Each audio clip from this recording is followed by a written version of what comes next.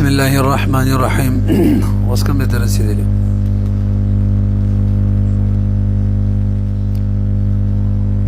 والمبني في قوله ونعت المبني إشارة إلى ما يبنى على الفتح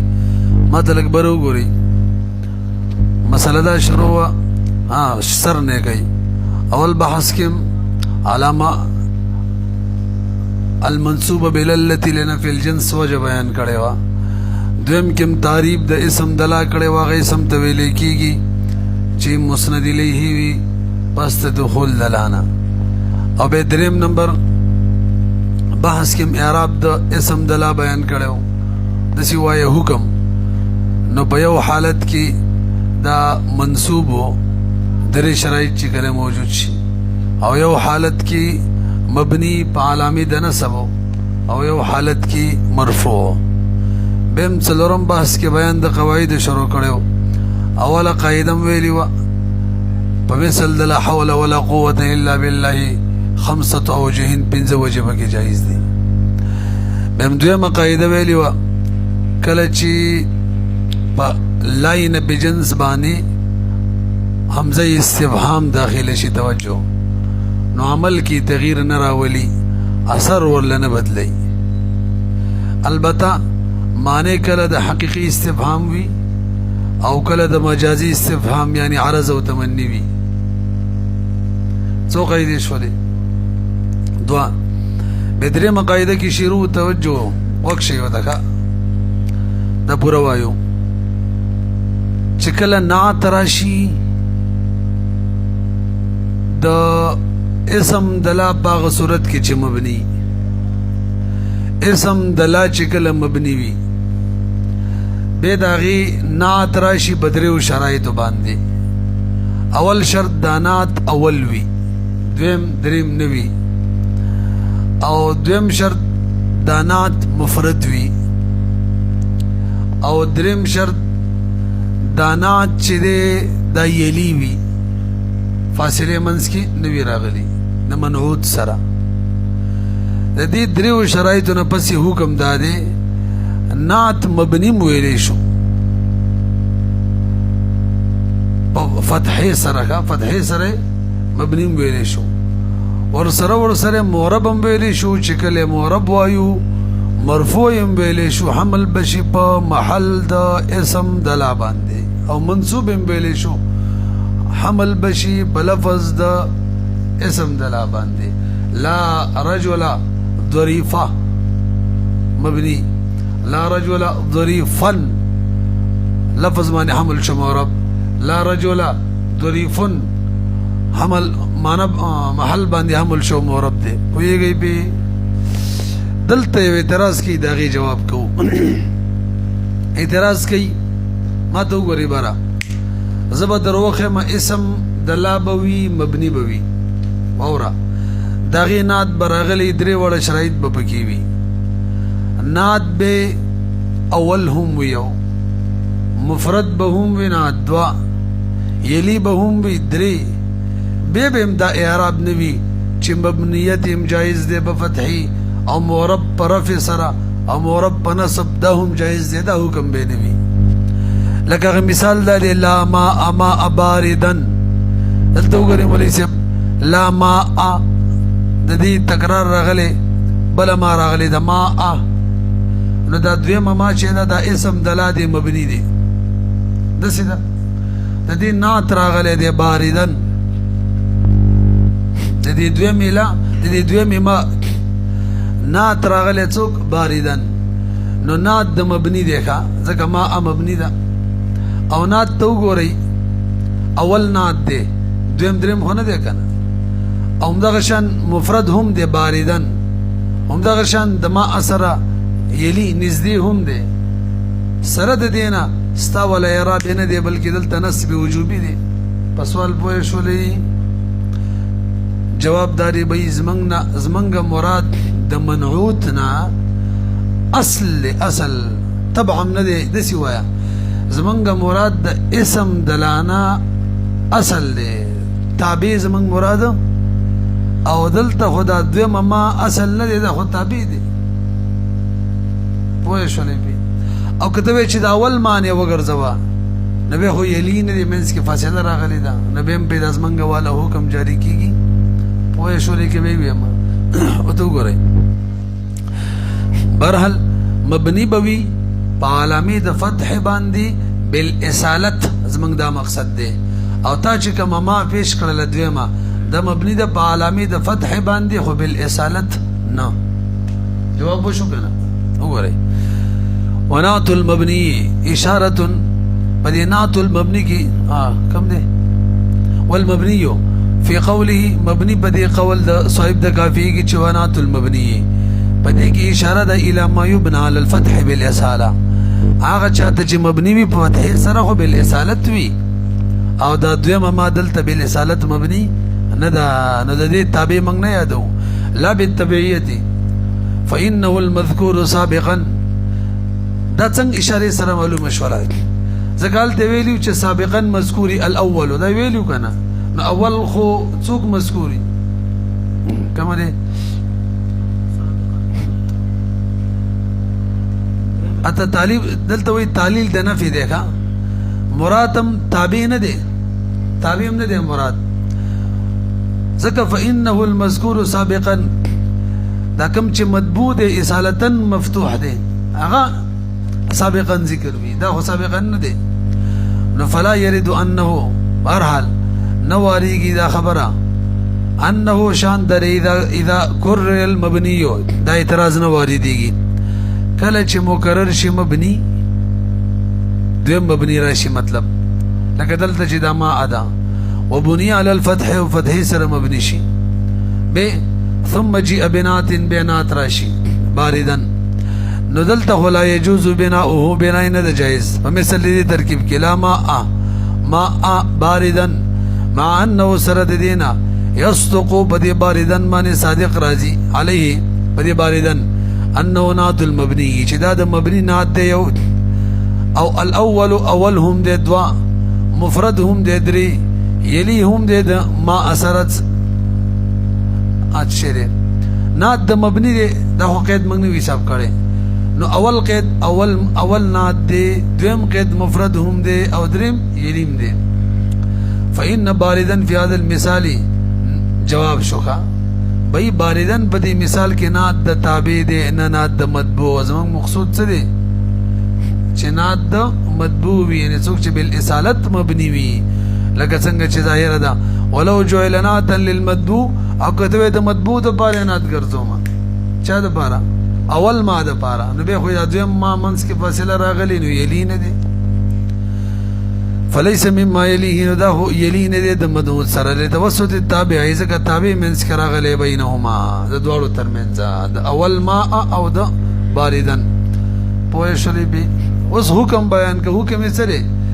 مبني حکم خو بیان شو مبني ویل شي فتح باندې ور سره وي معرب ومعرب ویل شي حکم کې خوشروي معرب ویلي ولي جایز دي وذکر لان الاصل في التوابع قاعده او قانون نحوي ذکر کوي په توابع کې اصل دا چې دا د تابع د خپل مطبوع شي په اعراب کې تابع د خپل مطبوع شي اعراب کې نو ځکه معرب شو کما ده لأن الاصل في التوابع ځکه اصل په توابع کې تبعیتها هغه دا چې د تابع دي لأن الاصل في التوابع اصل بتوابع کی تبعیتها تبعیت د توابع دی لمطبوعاتها تخبل مطبوعات د پارا فی الاعراب دون البناء باعراب کې نه په بنا کې برحال رفعا ورته ویل شي رفع ورکول شي معرب ویل شي مرفوع دا با ولی مرفوع ویل جایز شي ځکه په محل باندې به حمل شي حملا على محله البعيد د دې وجنه چې دا حمل شي په محل بعید باندې محل بعید خو دا لا رجلا دا مرفوع دي ځکه مبتدا ده تاسو په خبره پیږئ ونسبا هم علم جائز دي حملا على اللفظ باندې حمل کا لا رجل لفظ کی مفتوح دي او د دې سره مناسب څوک دي نسب یای په محل قریب باندې کوم نوم چول ورکی دای محل قریب هم دي لا رجل والا مثالي لك لا رجل ظريفة مبني بالفتح وظريف معرب بالرفع وظريفا معرب بالنصب وإلا تاسو وای شولې. اوس مسله دا ده که دغه درې قیدونو کې یو قید مفوت شي، اول نی یا مفرد نی یا یلی نی، نو به دا حکم نی چې مبنیم جایز دی ویل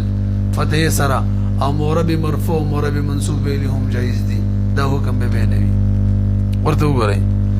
وإلا أي وإن لم يكن النعت كك كشرنا دغشان نبي فالإعرابه أي فحكمه والإعراب حكم بإعراب بلا غيره بل سبنوي يعني مبني بنوي سرب إعراب بوي أو بإعراب رفعنهم بليش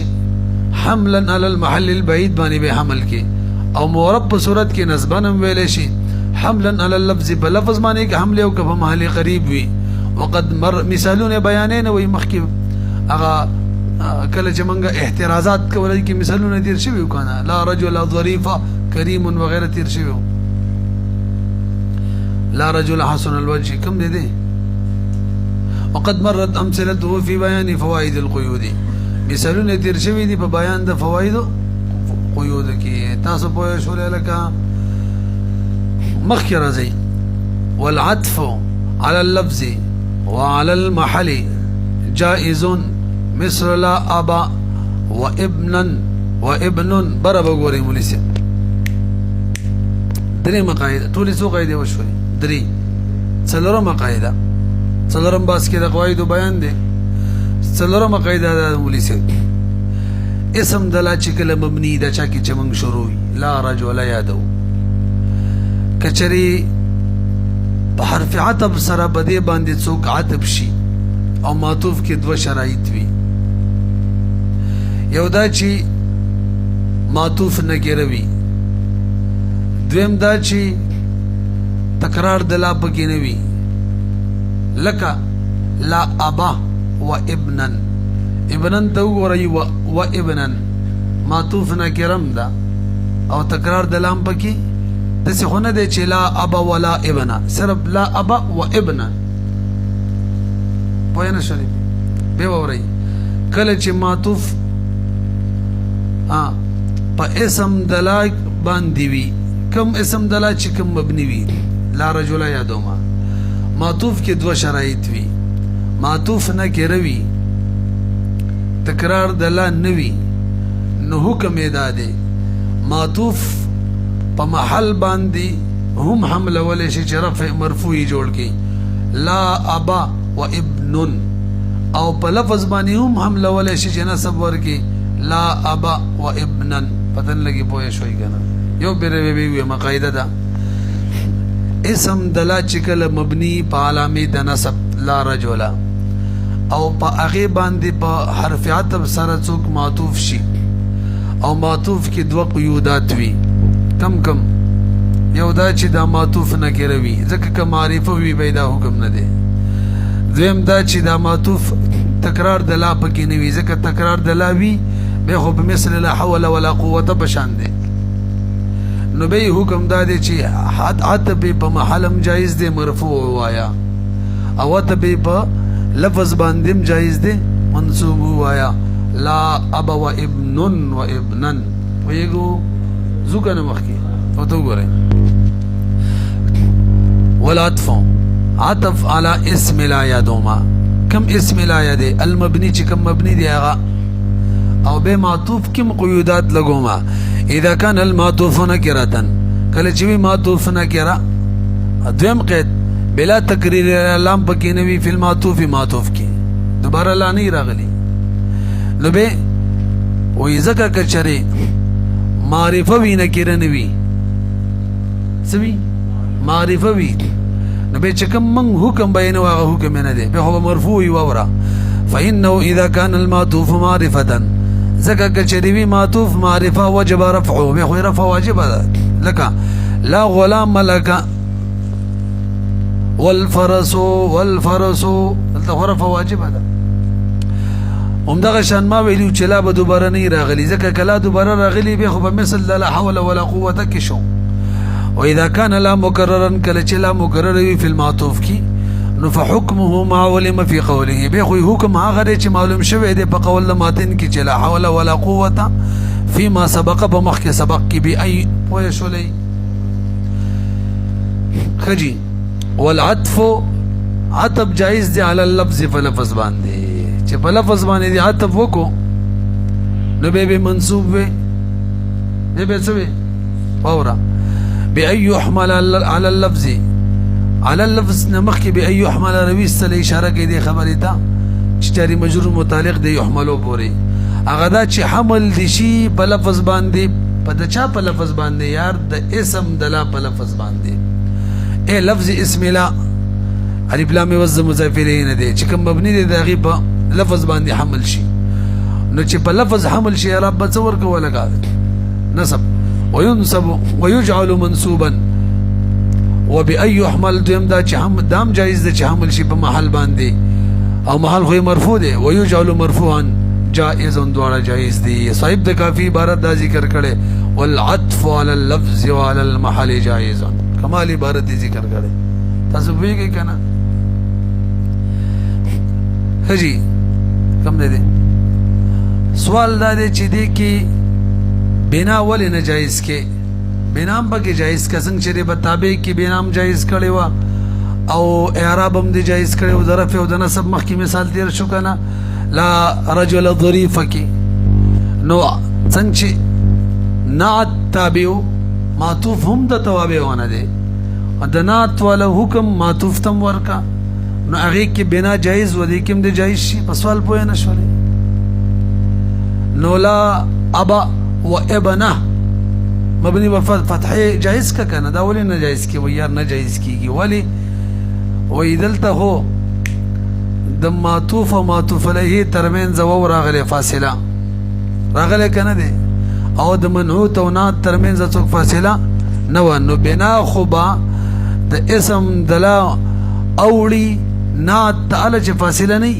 دویم شي تعالی چې فاصله نه ته فاصله ده نو بنا یلتنا اوړي کا بالفاظ دیگر په بنا کې د لا اثر چې د کمزور دی لري نشي کولای فاصله چې راشي ویږي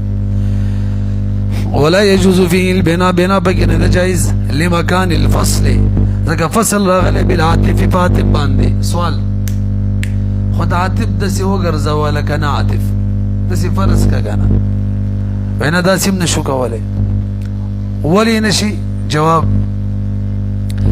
مولوی صاحب کله چې معطوف په حرف عطف سره بغیر دلا نوي او معطوف علیه منفی وي توجه قاعده وما کله چې معطوف په حرف عطف سره دسی بلندو وای کله چې معطوف وي بغیر دلا نه پچا معطوف وي معطوف علیه منفی وي دلته احتمال دلا وي لا زائد عام طور باندې لا زائد په معطوف کې دوباره راځي غیر المغضوب علیهم ولا الضالین کې ګور لا راغلی دا زي بزي راضي کنه راضي لکه لا حول ولا قوه کم راغلي به وره لکه کله چې معطوف علیه منفی وي نو معطوف کی ګمان ظن دی وی چې لا پکې دا صحیح شو نو کوو موږ دا فرض کو چې دا وو نه وو نو غلا سره څه کې ګمان چي دي هغه بهر حال لانجه جوړي هغه بهر حال فاصله جوړه کړی دا حقیقت کې کنهشتا ګمان خوشته دي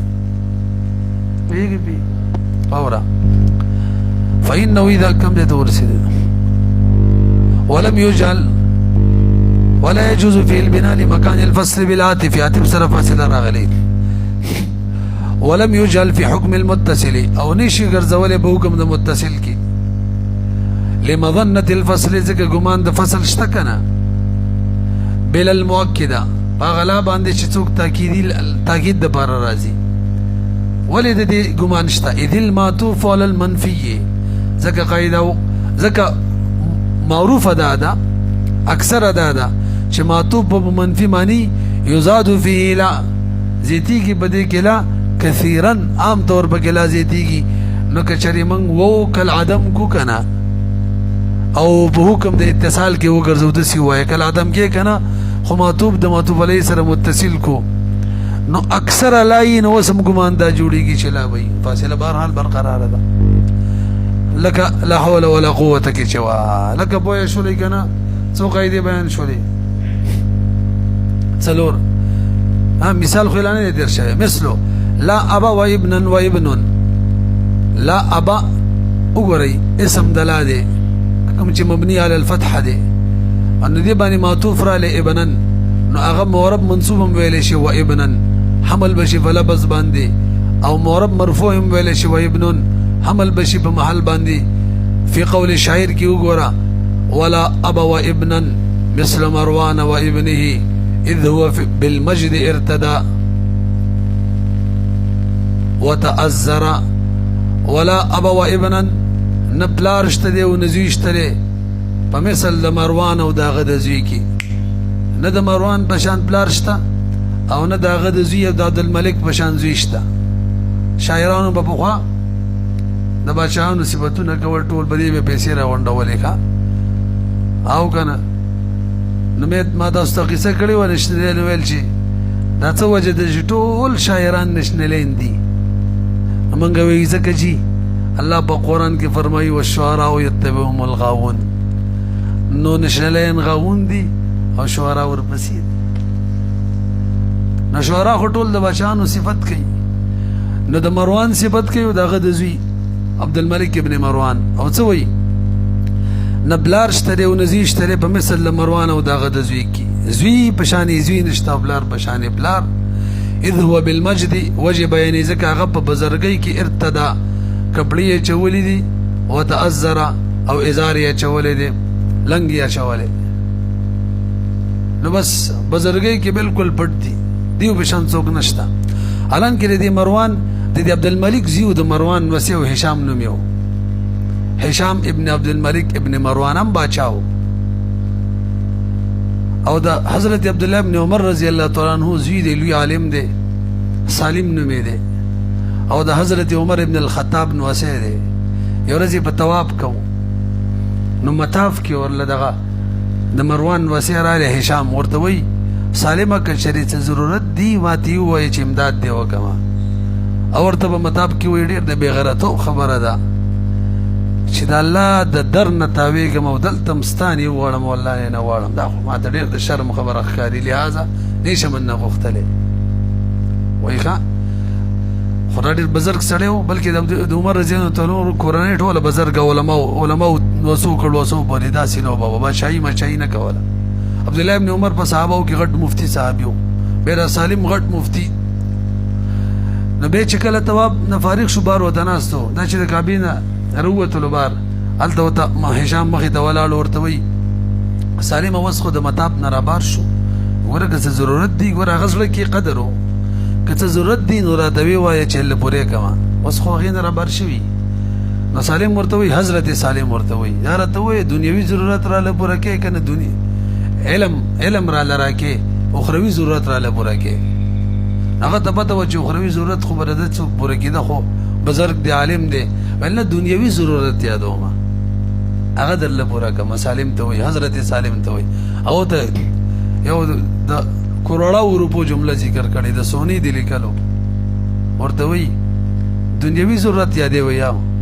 وی خو د دنیا چا پیدا کړي تر اوسه مې دا غنم نه د غوښتتانه به څو غواړم ویږي کنه نو څوک چې غنی مستغنی غدا سیخه قاسم نانوتی رحم الله یو ورځ رامپور تلاړې دلته یو داغي نوابو هغه نواب کلبلی خان نومو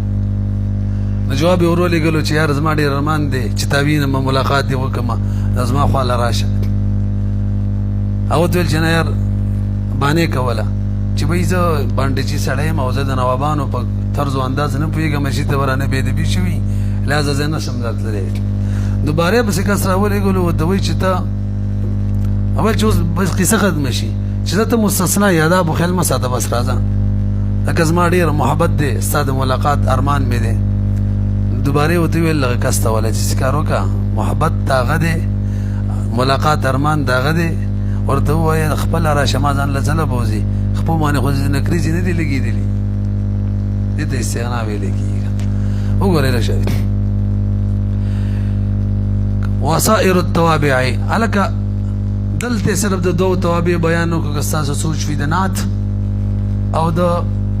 عطف معطوف نور یې ونه کړو نو یې نحوې نو نه دی کړی علامه جمعي وایي ځکه بس کافي والم نه دی کړی موږ یې پرېږدو خو معلومیږي دا اندلسي لیکلي دي چې د منادا د توابع څه حکم وکنه مبني هغه هغه د دې دی بس وګورئ وسائر التوابع او باقي توابع چې ماده سوي له سائر په معنا د باقي د علامه شامی وي کدا راجح ده لا نص عنهم فيها نص نشتري د نحوین نه پاغي کی لکه ينبغي ان يكون لیکن مناسبه ده چې وی حکم د اغي حکم د توابع او د منادا کذا ذکره الاندلسي او دا نور هم کتنه وفات شنو ومثل لا ابا له ولا غلامي له